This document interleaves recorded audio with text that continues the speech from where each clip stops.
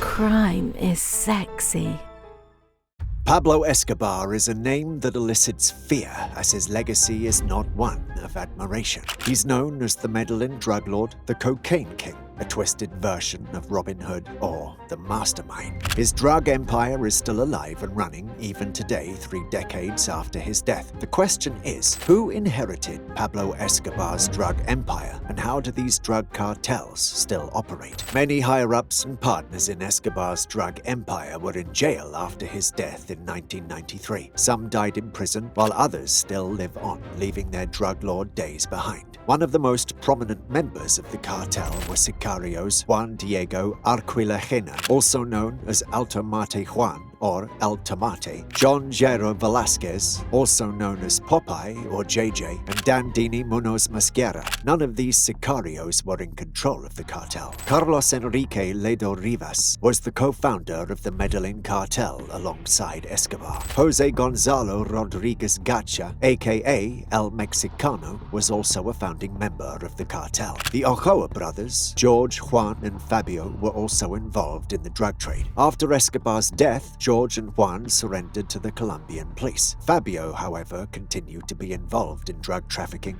and was arrested in 1999. He was extracted to the United States and served a 30-year prison sentence. Roberto de Jesus Escobar Gaviria, aka Ito, Escobar's brother, co-founded and managed the finances of the cartel. He served a 13-year jail term from 1993 to 2006. It's also alleged that he still engages in fraudulent activities. Maria Victoria Escobar, Escobar's wife, did not support or encourage his drug business, and she and their children fled the country after his death. His children, Juan Pablo and Manuela, have led normal lives, and Juan Pablo has written a book about his father. None of Escobar's siblings are in the drug business. The Medellin cartel slowly broke down after Pablo Escobar's death in 1993. Other cartels, like the Cali Cartel and El Norte de Valle Cartel, rose to take over the infamous drug trade in Colombia, but none could reach the height that Pablo's empire did. The New Boys La Oficina was founded as a collection arm of Escobar's Medellin cartel. It operates in the cities of Medellin and Envigado and positions itself as the chief mediator and debt collector in any disputes related to drug trafficking in Colombia. Narco trafficking hasn't gone down, but it has become more stealthy and less violent than it was during Escobar's reign as a drug king. Drug traffickers have adapted their operations to current times, making the trade even more difficult to crack. Cocaine submarines built in mangrove swamps are used to smuggle cocaine. As long as there is demand for drugs, there will be people ready to take a chance to make a quick dollar. So say no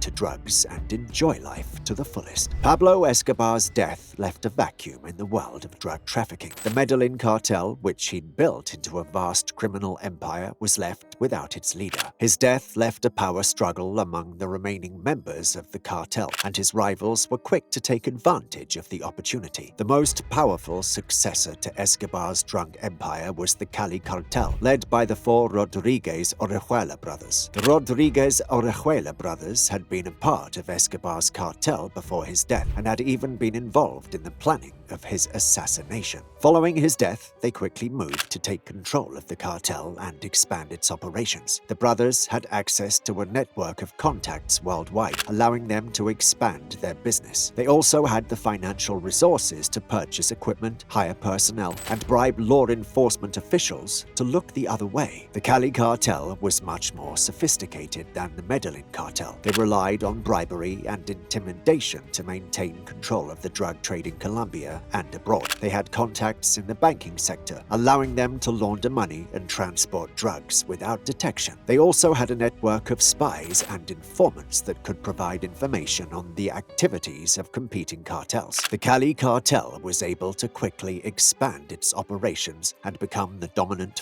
force in the drug trade. It was estimated that the cartel was responsible for the trafficking of more than 80% of the cocaine that entered the United States in the late 1990s. The Cali Cartel's success was not without its drawbacks. The cartel was plagued by internal disputes and was eventually broken up by the Colombian government in the late 1990s. Many of its members were arrested and convicted, while others fled the country. Despite the downfall of the Cali Cartel, Pablo Escobar's legacy lives on in other drug trafficking organizations. Following the fall of the cartel, several smaller cartels have taken its place. These include the Norte del Valle Cartel, the Rastrojos, and the Orebuenos. These organizations have been able to take advantage of the chaos left in the wake of the Cali Cartel's collapse and have become powerful forces in the drug trade. The drug trafficking organizations that have taken the place of the Cali Cartel are just as ruthless and powerful as the cartel was in its prime. The organizations have been known to employ violence, bribery, and intimidation to maintain control of their operations. They have also been known to use their profits to fund other criminal activities such as kidnapping and extortion. Although the drug trade is still thriving, it's much less organized and centralized than it was under the control of Pablo Escobar and the Cali Cartel. The death of Escobar and the subsequent collapse of the Cali Cartel has opened the door for many smaller, less organized organizations to take control of the trade. This has led to increased violence and instability in some parts of the world, as well as increased difficulty